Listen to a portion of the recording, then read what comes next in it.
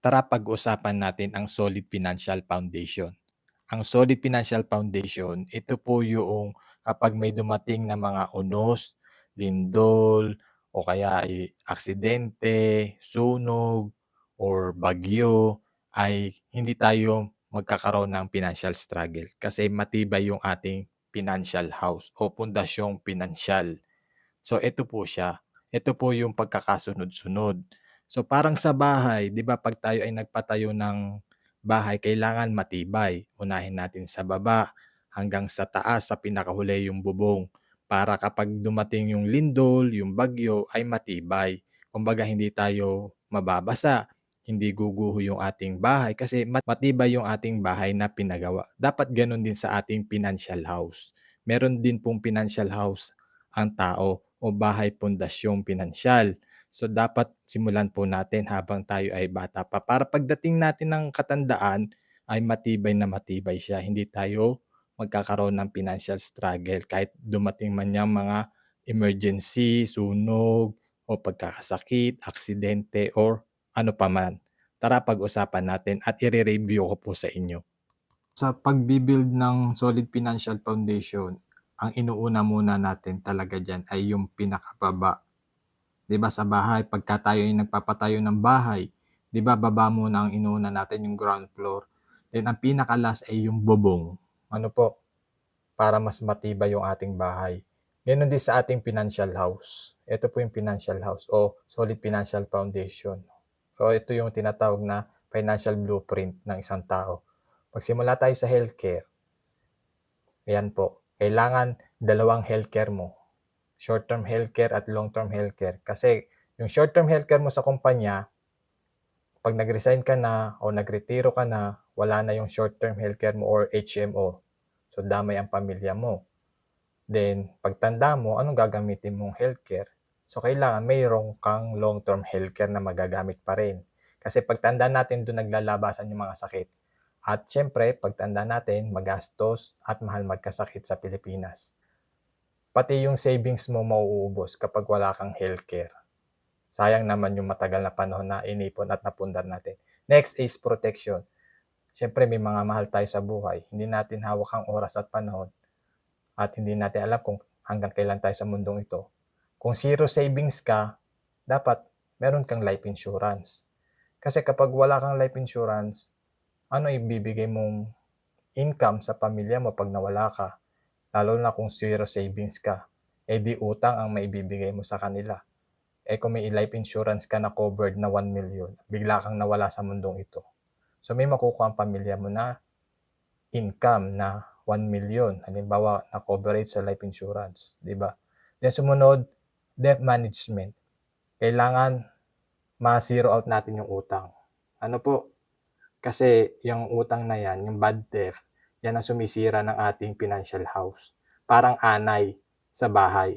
Yan ang sumisira sa bahay. 'Di ba? Kasi kapag marami tayong utang, hindi tayo makaipon, binabayaran natin yung interest. Kalaban natin ang pera. Ano po, dapat pagtanda natin wala na tayong utang. Tapos emergency fund. Ano po, syempre, pag nawalan tayo ng trabaho, biglang may nangyari sa atin sa pamilya, may madudukot tayo. At least 3 to 6 months ng ating monthly expenses or monthly income meron tayo. And investment. Kasi pagtanda natin after 60 years old, wala na tayong asahan. 'Di ba? Hindi naman sapat ang SSS, PhilHealth para maging baon natin sa retirement natin pagdating ng araw.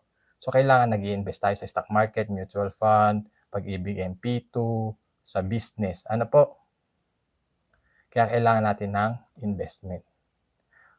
So dapat unahin natin, summary, unahin natin si healthcare. At least yearly income times 10. Yung yearly income mo times 10 yun. Dapat meron ka nun. Tapos life insurance. Yearly income times 10 din para meron kang life insurance coverage. Tapos debt management. Dapat zero out yung ating utang. Emergency fund. Okay. Investment. Yearly income times 20. Yun ang dapat meron tayo pagtanda. So sa IMG, kapag natutunan mo yan at na-execute mo, good news. Alam mo ba na meron sa IMG na makakatulong para ma-jumpstart natin 'to agad, makapag-build tayo ng maaga sa tulong ng Kaiser Long-Term Healthcare. Ang Kaiser po ay HMO. 'Di ba healthcare ang kailangan nating unahin? Ano po? Ngayon, si Kaiser ay may healthcare na life insurance at investment. So, tatlo na kaagad ang nasimulan mo sa Solid Financial Foundation.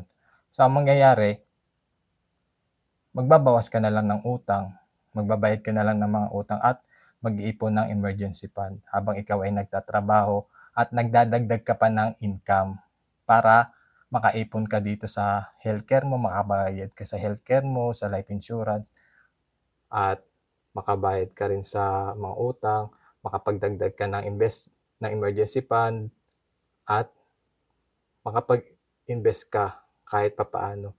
Kaya tinuturo ni IMG na magdagdag ng pagkakakitaan para makaipon tayo dito.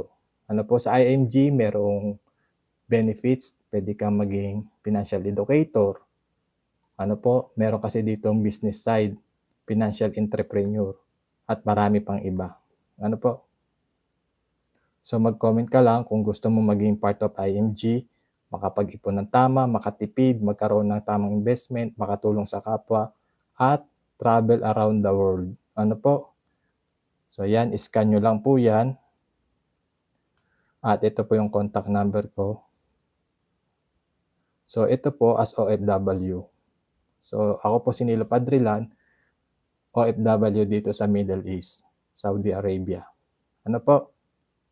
So thank you for watching. So ito po yung ating Solid Financial Foundation na dapat simulan natin para magkaroon tayo ng peace of mind. Ang tanong, alin ang meron at wala ka pa dyan? Comment #IMG para matulungan ka namin at mag-guide. So sana po ay meron po kayong natutunan about sa Solid Financial Foundation ng isang tao. Dapat ito ay masimulan mo na ngayon. Ang tanong, ano yung nagustuhan mo dito? Mag-comment ka ng #IMG para mag-guide ka namin. Tandaan na ang oras at ang panahon ay ingredients natin sa pag-iipon at pag-iinvest.